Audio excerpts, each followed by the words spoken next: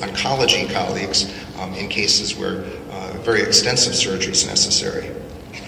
Now, we also need to think about this globally, and this is where I have the opportunity to sort of wear the hat for the World Endometriosis Society. This is a society that promotes the exchange of clinical and scientific experience, thought, and investigation among those committed to advancing the understanding of endometriosis. This is a worldwide group that has actually established a foundation, this research foundation, which allows us to solicit for support from pharmaceutical companies, from other foundations and institutions to actually support the research mission of the World Endometriosis Society. An example of one of these studies, which actually involves 16 centers spread around the globe in 10 different countries. You can see in North America, South America, Europe, Africa, and Asia, centers to collaborate to actually learn more about endometriosis, to develop new therapies, and to understand the natural history of the disease across the planet, because this is a common problem everywhere. It's not just here in the US that we have this dilemma. The World Endometriosis Society has sponsored a number of workshops and consensus meetings. Here are a couple that have addressed research priorities as well as clinical management. So this is a way to bring together experts in the field to get new ideas about how we can better provide the best care and new innovations in endometriosis. And a particularly tangible one of these is the upcoming World Congress on Endometriosis. This is going to be the 12th meeting that we've had of this group. The meeting will be in Sao Paulo, Brazil. And to date, and this is happening just about a month from now, we have enlisted more than 1,000 delegates. There are a variety of presentations that will be occurring there. I've got the website if you're interested. So I think that after our march today, I would encourage us to sort of march on down to Brazil. Vamos para o Brasil. So thank you very much for your attention, and good luck today.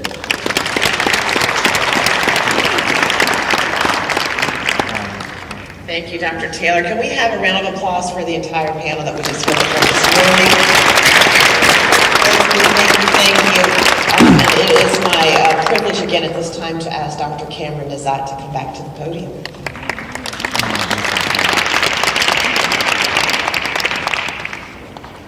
So, if you notice that everybody is committed to you, I mean, these are the most distinguished body of the science and medicine, the political leaders in medicine, and the scientific leaders in medicine. You cannot have better than AMA, American Medical Association, American College of OBGYN, National Institute of Health, Society of Laparoscopic Surgeons, American Association of Gynecological Laparoscopies, World Endometriosis Society, teachers from Medical Institute of Technology, from Harvard. So we have everybody here. So I personally, on behalf of my family, I'd like to thank you for your insistence to find and talk to us. I have been telling many of you as my patient, when you come to me and a young girl, you cry when you have had a hysterectomy, and I mentioned many of your names. You know, all of you, some of you are here. I tell you, I hear you. We march forward. Today's is the change to find, number one, a method to prevent endometriosis. As Dr. Wall said, make a big circle. There is to find that endometriosis is eradicated. To find a method to screen for preteens and early diagnosis, and also to find a cure for endometriosis. And as of today, better education of endometriosis.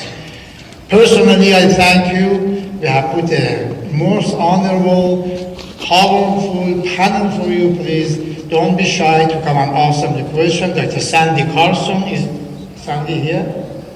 Dr. Sandy Carlson is going to come and moderate the moderators for you. And I'd like to thank all the panel that have been here. And please give them a big round of applause.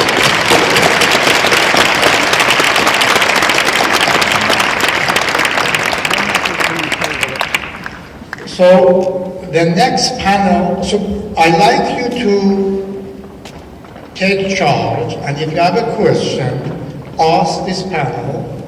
And Dr. Carlson is going to come and introduce all the panel and what they are going to be doing. Dr. Sandy Carlson is a good friend, true woman advocate, who is the Vice President of American College of OB/GYN. She's a reproductive endocrinologist. She's a dear friend. Her heart is like gold. She really wants to help, and I admire Sandy. Sandy? Well, I'm thrilled to be here today. You know, I was a senior resident in obstetrics and gynecology when my interest was first piqued by endometriosis, and in 1981 went down to Houston with Dr. Mellon to study patients and their families and identify the heritability of endometriosis. And it was those brave women who were kind enough to share their family history and their own history, real, I think, heroes to American medicine, that allowed us to say that endometriosis really is familial, and sisters have about a 3 to 7% chance of developing endometriosis. The problem is even since 1980, we don't have that many more answers. And it's largely because of the Najats today, and also heroes like you who have shown up and are willing to speak out for more funding and more attention to this problem which affects so many women, that we are going to have the answers soon. Today we have a distinguished panel that is going to share some of the questions and some of their investigations with you. I'm going to ask them to introduce themselves and tell you their current position and the institution they're affiliated with. Linda, well, we know Dr. Jadis. Dr. Laufer? If you could just give your name and institution, we'll get the questions.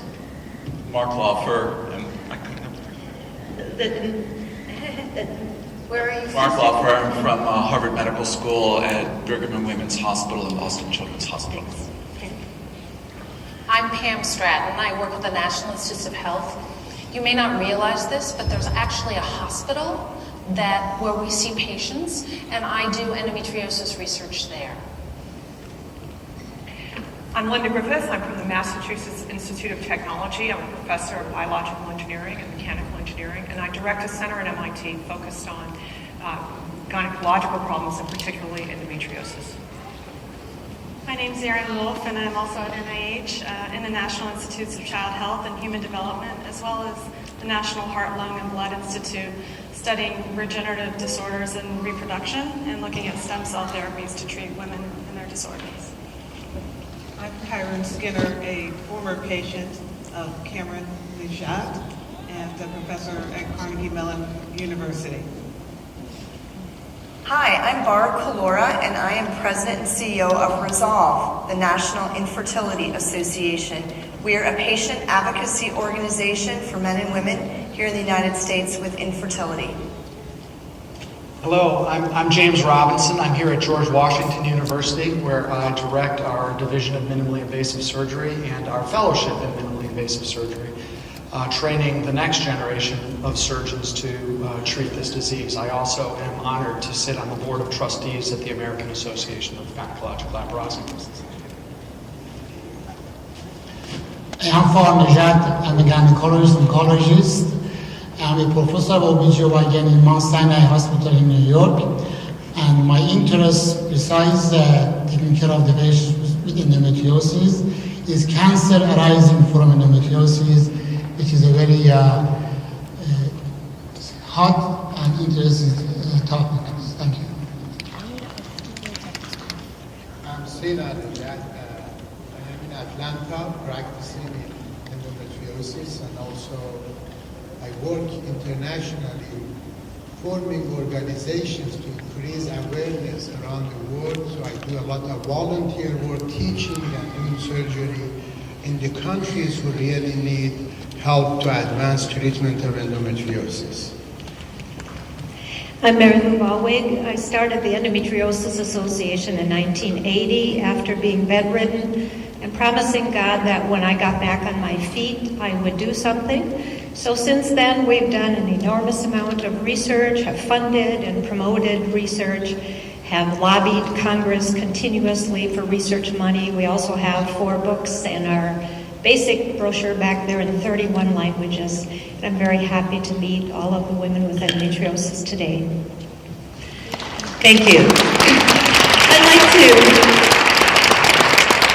I'd like to ask the panel a few questions and have them in a few minutes talk about some of the work that they are doing. And I'd like to begin with just some of the more basic science investigation that's being done.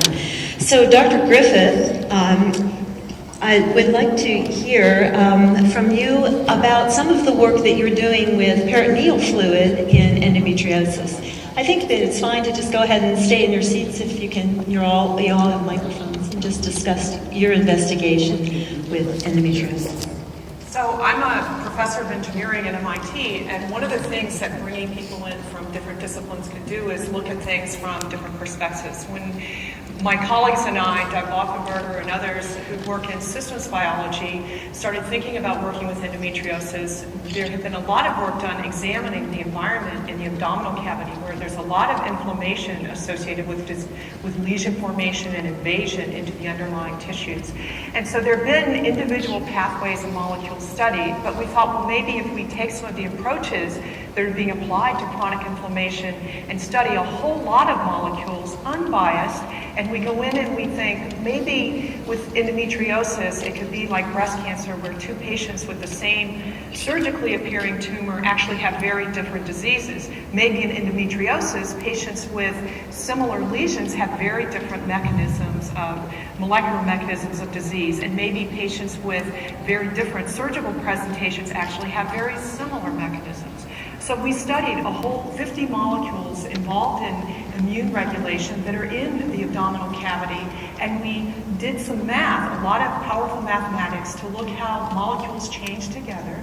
We found a subgroup of patients, about a third of them in our study, who had a pattern that suggested that immune cells were talking to each other. This let us go in and find out how the immune system was working in these patients, and actually led us to find a potential drug that could shut off some of this inflammation. But it was different because we didn't start with the disease classification surgically. We started with a completely unbiased way of looking at it and found something in a subset of patients. Any of those markers suggestive of a blood test for diagnosis of endometriosis? So we looked where the disease is happening because we felt that would be information rich. I think it's a while before we'll have a blood test. And in fact, I think it might be premature to say there would ever be one blood test for endometriosis. A question is endometriosis many different diseases in different patients that symptomatically look similar in a lot of patients. So that's an open question, very exciting for us to discuss with new tools. Dr. Wolf, this sounds like a lot of the work that you're doing in the endometrium. Is the endometrium normal in endometriosis patients? No, it's not. So we know that endometrium that lives outside of the cavity has a distinct profile. And in patients who have endometriosis, even the endometrium inside the uterus in its normal location is not the same as women without endometriosis. And we think that there could be similar differences in stem cells in the endometrium, which may be contributing to why some women, maybe a subset of patients with endometriosis, are able to engraft in the abdominal cavity and establish where normal endometrial stem cells go. Are there stem cells in endometriotic lesions? Has not been studied extensively yet. Are these related to the pain that so many women experience with endometriosis? There's a lot of studies on pain. It would seem that, again, likely in a subset of patients, but again, further research and new investigators every day. Dr. Stratton, you've been studying pain with endometriosis. Tell us about your work. Thank you. What we've been trying to do is look at the relationship between pain, since the lesions, the amount of lesions don't really correlate with the amount of pain. And the lesion location doesn't necessarily correlate with the pain location. We've been trying to tease out how pain is associated with endometriosis. And it may be that certain environmental factors in the peritoneum may stimulate things so that the pain pathways get activated, or there may be stem cells or other small markers that can activate the nervous system, and then once the lesions are treated, the nervous system may stay turned on. And thinking about it that way is helping us think about novel ways to come at treatments that are related to other pain conditions. And the novel ways that you've suggested, I've heard you speak, are one novel way might be Botox. Yeah, well, we found actually that women who have this activated pain sensations in the pelvic region, they also have a lot of muscle spasm there. And so we're actually just starting a study where we're going to be injecting Botox in the areas where there are the painful muscles, because preliminarily we've found that actually having those muscles relax really improves the symptoms of pain. So I've got to develop endometriosis on my face. I don't think you want to do that. Dr. Jadis, you've been looking at markers for a while in the endometrium. Are there any particular markers that you might have discovered that might be related to both endometriosis and abnormal bleeding? So we have just conducted a study that's taken about 10 years to do. And we look at the lining of the uterus, which has already been mentioned to be abnormal in most women, but not all women with endometriosis. We have found progesterone resistance at the level of the endometrium, and progesterone is really important for implantation, for that endocell that Dr. Wetter talked about. But from the perspective of biomarkers, we have pioneered with a mathematician and a bioinformatics specialist to mine very large data sets at the gene expression level, and using a somewhat sophisticated margin tree analysis, it's called, are able to distinguish women by an endometrial biopsy, women who have something in the pelvis versus nothing abnormal. And among those who have something abnormal, those who have uterine fibroids versus endometriosis, and then also to stage endometriosis, minimal, mild, and moderate severe. These are data that still need validation, but we're very hopeful. And what's interesting is that we see a more profound inflammation within the inflammatory processes, even in the lining of the uterus of women with disease. Are we closer to a blood test marker for endometriosis? I'm a little more optimistic, I think, than Dr. Whitted about this one. Working on it much longer. I would hope within the next 2 to 5 years that, not just from our work, but from work from a number of investigators, that there will be a minimally invasive or non-invasive diagnostic. So, Dr. Robinson, you might have some clues as to a non-invasive test for diagnosis for endometriosis? Well, we've talked a little bit about, is there a role for any imaging in endometriosis? And unfortunately, that's been one of the problems, is that we don't have great imaging for all patients with endometriosis. Clearly, people that have ovarian cysts and endometriomas, those are easy for us to detect in transvaginal ultrasound. But as a number of people have suggested on the panel, endometriosis comes in a lot of different flavors. And not everybody has these cysts, and there are some people that have the much more invasive forms, the deeply infiltrative forms of endometriosis that can really invade into the surrounding tissues, and that is some of the most difficult disease to treat. that disease can invade into the bladder, it can invade into the rectum, it can invade into the vagina, it can obstruct the ureters. And so these are people that generally have horrendous disease, but also many other issues that affect them. And it's those people that we are starting to see some benefits from different imaging modalities. There's been a fair amount of work in Europe with utilizing ultrasound, transanal ultrasound, to diagnose deeply infiltrative endometriosis. Of course, that's not particularly comfortable in somebody that's got horrendous disease. We've been working with our radiologists here at GW on different protocols for MRI. And we've had some early success utilizing some different protocols than we typically use, for instance, to look at fibroids or something like that, to pick up that nodular, deeply infiltrative disease. The benefit of that, at least in my hands as a surgeon, is knowing early on if I'm likely to have a patient that's going to have ureteral disease or rectal disease. And a lot of that we can pick up on exam. But the more information we can collect preoperatively, the better prepared we can be in terms of counseling our patients, in terms of what problems they might have after surgery or what the risks of surgery are, but also in terms of mobilizing that whole team. So if I need to have a colorectal surgeon involved or a urologist involved, so that we don't go in and say, oh, this is really bad, we have to go away now. We want to go take care of the disease in one sitting. And that's where I think judiciously utilizing new imaging approaches can be helpful.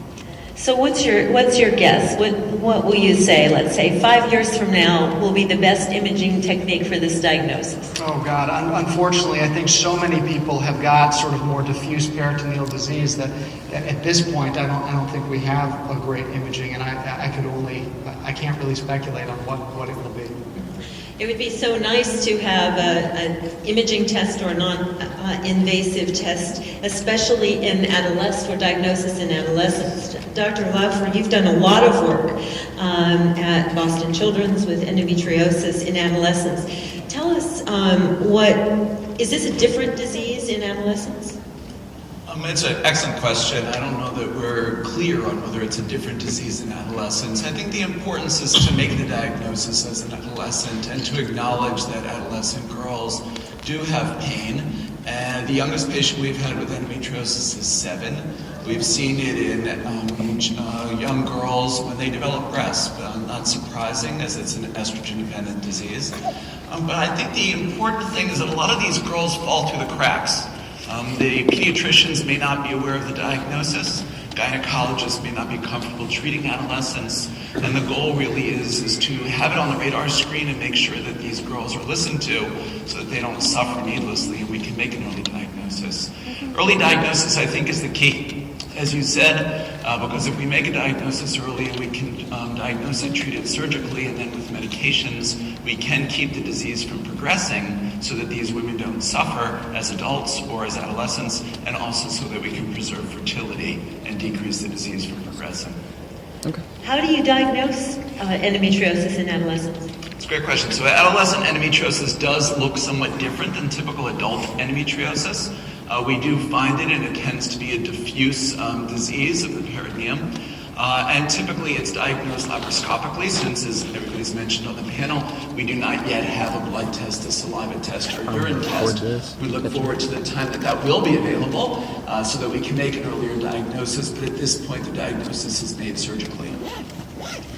Oftentimes adolescents might not be believed about their pelvic pain, being accused of just wanting to stay home from school. Did you find that in your practice? It's the saddest thing. As the father of teenage daughters, it's hard enough to be a teenager in this day and age, let alone to have pain and it be a topic that you may not want to discuss with your friends or at school.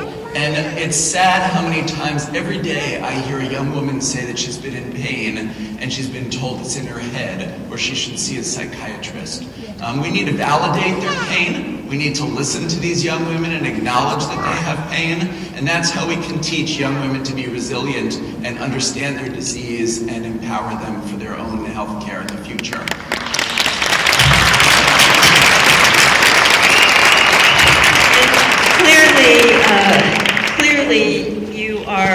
very much into them, into your patients in kind, and recognize their difficulties, not only with pain, but also socially. Dr. Skinner, you are kind enough to come here and share your story with us. How did you find your gynecologist? He came recommended, Dr. Cam, as I like to call him, through physicians in San Francisco, in the Bay Area. I said I want to find the best person. And I talked to a number of doctors and they huddled and they said he was absolutely the best. They said he's arrogant, but he's the best. And then I found out he wasn't so arrogant, but he was definitely the best. And how did he make the diagnosis for you of your endometriosis? I was more a victim of uterine of fibroids, but they seem to be kind of co-located and happen simultaneously. So it was really through ultrasound looking at fibroids. Did you have this when you were an adolescent, or was it new onset? No, much later. So, and perhaps if I had, I would not have known it back in the 80s. I don't think we were able to, given what I've heard on the panel, both panels today, that would have been as likely to understand at that point. Did you consult with other women who had endometriosis or support groups? Not necessarily. I think this is something that's developed more recently. It seems like from the 2000s, there's been a sea change in social awareness and support for women. And I'd like to say, as a social scientist on this panel, today it just really struck me listening to the speakers, both men and women, from many different fields, biomedical engineering to physicians, to advocates as well who've become scientists in their own right, that this in some ways, the movement today, the work that's being done is the fulfillment of the women's movement of the 1970s. There was a sense after Ms. Magazine was started, but then the Equal Rights Amendment failed to get the constitutional requirement to become an actual amendment, that the women's movement had failed. But I do think in the background of what we're doing today is the work that women in the second half of the 20th century actually did to make it possible to make their health issues at the top of the agenda. But with all of that work, it still took a lot to get breast cancer as a national research priority. And this effort, I think, is mimicking, as others have said, that earlier effort. And it needs citizens and patients and doctors and multidisciplinary perspectives and a lot of kind of noisy activity to make it a federal priority, because without federal dollars, I don't think the good research that's being done can take us to the next step. And private philanthropy just simply won't do it. So all of us coming together is so important, patients and physicians being advocates together. And of course, we in endocrinology and infertility have long had a patient-based and a partner, a support organization, Resolve, that has done terrific work with infertility and bringing it to the forefront of public recognition. Barbara Kalura is with us today. Has Resolve, what has Resolve done and for patients with endometriosis and bringing this to light? You know, many people, you've heard about the diagnosis of endometriosis or the lack of a diagnosis. And I think it's pretty well known that most people are diagnosed when they're trying to get pregnant. And their doctor is saying, well, gosh, how long have you had these painful periods? How long have you had, you know, and then the woman goes, well, I don't know, 15 years, 10 years, 5 years. But it's that moment of, I'm ready to have a baby, and it's not happening, that gets you probably to a specialist, past that OBGYN, and somebody like Dr. Jujis or others who've been here on the panel who said, wait a minute, you have endometriosis. What is that, and how am I diagnosed? So now you're faced with an endometriosis diagnosis, but also infertility. You know, that inability to get pregnant and have that child that you may have wanted and dreamed of your whole life. And so it's this robbing of a lifelong dream. Infertility itself has so many emotional components to it. So what we do at Resolve is provide a support community through live support groups, connecting with others. Sometimes this is the first time you're actually meeting somebody else who even has endometriosis, who's going through infertility, and who has this end goal of being a parent. Our organization does a lot of advocacy, but it's around raising awareness. Just what this day is about is exactly the kind of thing that we need more of, because guess what? Breast cancer wouldn't be where it is today if everyone had stayed silent. If everyone had decided to keep it to themselves, we would be nowhere today. And that is the case in other health movements as well. So regarding infertility, regarding endometriosis, if we as a community stay silent, nothing is going to change. Those federal dollars are not going to flow if you are not out there advocating and raising your voice. So it's blogging, it's sharing, it's talking about it, and it's telling everybody you know and educating them and bringing all of us this movement forward to see real change happen. And of course, the Endometriosis Association has been instrumental in trying to bring endometriosis awareness to the forefront. Mary Lou Balwick, as president of this association, why is it so difficult to change these attitudes towards patients with endometriosis? I'm a 60s kid. I was involved in the anti-Vietnam War movement, the civil rights movement, the environmental movement, and of course the feminist movement. So when I became bedridden with endometriosis, I thought, okay, here's what we need to do to build a movement. And we did indeed build a movement and have empowered women all over the world. I do need to call out one incredibly courageous woman, Majida, back in our booth from Saudi Arabia. Imagine organizing around endometriosis in a country where women cannot even legally drive. I'm so proud of her. So women formed groups all over the world, but we kept running into this cultural taboo, which Cameron has talked about, that shame and stigma around our basic female biology. I always say it should be a sacrament. It is the process by which we bring life into this world. And those of you who are mothers can probably agree that nothing is more beautiful in your life than having brought a child into the world. Unfortunately, what we need to do now is work very hard because so many of our miracle children are now suffering. About 15 years ago, I published a study from our large research registry showing that the disease was becoming more severe, more disabling by generation. I'm so sorry to say that I have seen that happening, and I'm very worried about the next generation. Are they even going to be able to carry on the movement?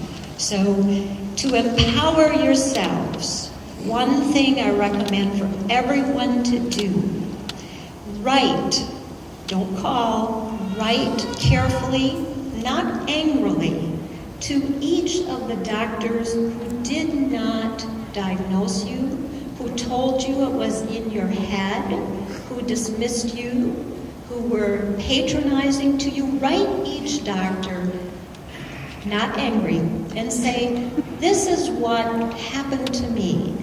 And I would like you to pay attention to the women coming into your office, so hopefully they don't have to wait 10 years, 15 years to be diagnosed. That is very empowering for you, and I guarantee you it gets attention. We hear from members all the time how empowering it is for them, and it will change the doctors. I'll tell you, it's hard to get the change into the medical schools. As Dan Martin, many of us know, it's old men, a few exceptions, in the medical schools. It's not always the freshest thinkings. So empower yourself, do that. Secondly, I invite you all to be part of the Endometriosis Association, and I thank you for being here today.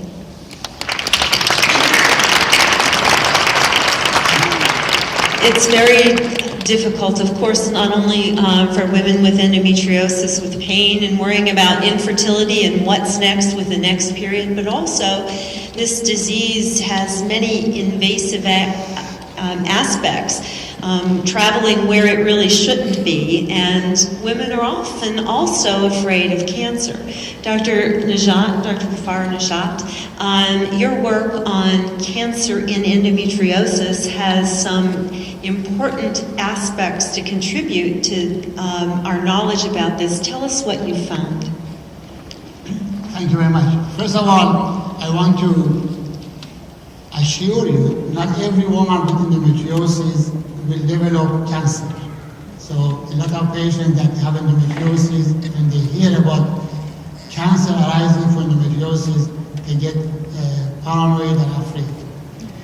But background goes back to more than 100 years ago with Samson, which is one of the father of the endometriosis, discovered and suggested that certain patients with endometriosis, they will develop cancer.